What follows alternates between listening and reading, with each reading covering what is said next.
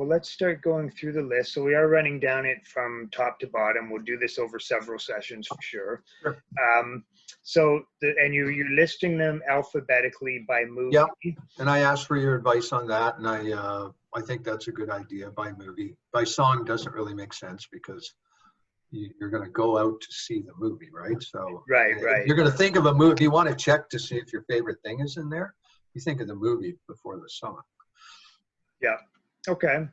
So I see you've capitulated to tradition by listing 20th century woman at the front of the alphabet instead of under T, which is what I would have done, but that's okay. You know what? Yeah. I have a funny thing about it. That's just a weird quirk of mine. It makes sense. It's absolutely correct the way you've done it. No, I'm actually more inclined to do it your way. I alphabetize them by just using word processing, just a little the icon that puts things in alphabetical order. Yeah, I've always found that weird. I might change that. Well, but as we'll discover, it actually provides an interesting 1-2 sort of choice, because like one thing I'm finding neat about your list already is that some of the back-to-back choices actually kind of speak to each other a little bit, and this one and your number 2, which we won't give away yet, that's good. I'm not even looking at the list.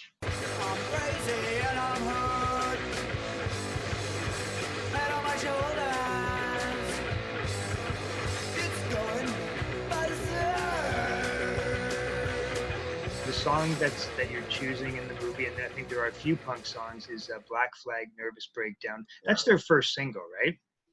I think 1979 or something like that. It's an early Black Flag single. I think it is. Yeah, predates their albums. So talk a little bit about the scene, but I guess what you sort of write about is the way, it's obviously there's a few punk songs in the movie, and I think the gist of what you're writing about is how punk is this kind of like foreign entity or an alien universe to the people in the movie who are actually using it in the film.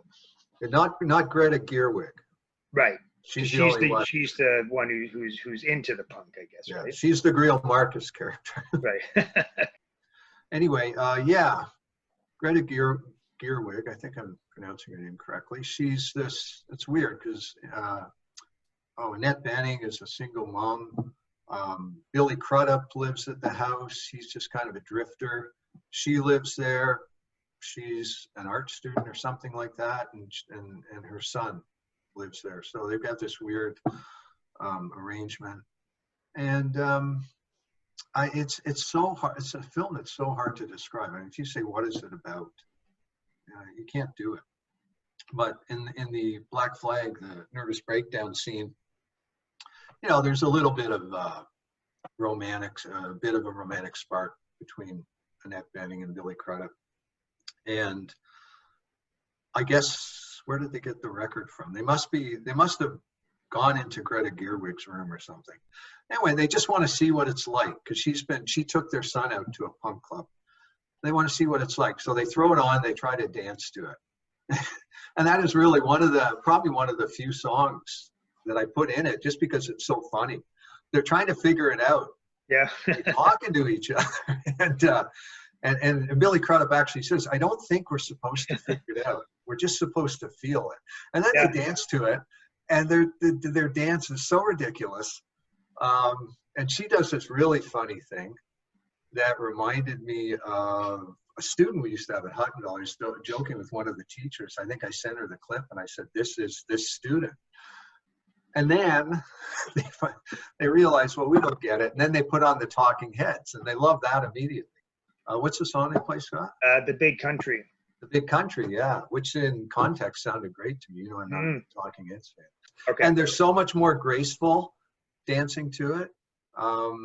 And they refer to it as something. I'm not going to say what they refer to it as. If you go back to the clip, it's just this distinction they make between types of music. Mm-hmm. And it's just a great clip. And it does get at something about the movie. There is the one part in the Black Flag song where Annette Bening says something like she's saying, what is he saying? And Billy Crudup is citing the lyrics, and Annette Bening goes, is that supposed to be good or something? And she's got this really funny, she's got her head Yeah. tilted or something. Is that supposed to be good? Yeah, and I like her in this. I've never been that big a fan of hers. We'll talk about how hated American Beauty is. I think she's really good in American Beauty. But other than that, you know, she came out, first time she got attention was the Warren Beatty film. She ended up marrying the gangster. I'm blanking out on which gangster it was.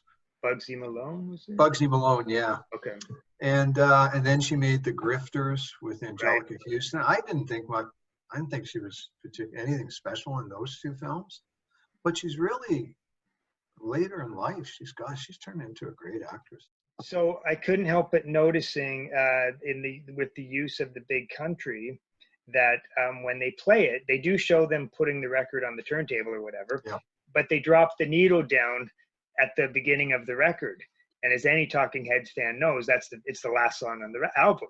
There you go. I always look for stuff like that. And I know you do sort of track that. I think that specific thing comes up a few times, right? Where you know not playing the right record or something like that. Yeah. Yeah, I talk about that in the entry, the 6 Feet Under entry. I did a roundup of playing records in films scenes. The same thing. Yeah, I would never notice that about The Big Country. The same thing happens in, I've always remembered this one too, the Royal Tenenbaums, and they play She Smiled Sweetly by the Stones. And I can't remember the specifics of it, but right away I was like, oh yeah, that's not the first song on the album, or it was something very clear that if you were familiar with, it's irrelevant. I mean, in some respects. Well, the Big Country thing wouldn't work if they didn't do it that way, though, even though because they clearly don't know the music. So why would they plop the needle down near the end of the record? You know what I mean? Like if they didn't know the music and they're going to listen to their daughter's records or something, they're just going to plop it. And if they use that song, then the Royal Tenenbaums one, I think that's the one that Stephen Rubio always complains about. Because of because of those types of inaccuracies. Yeah,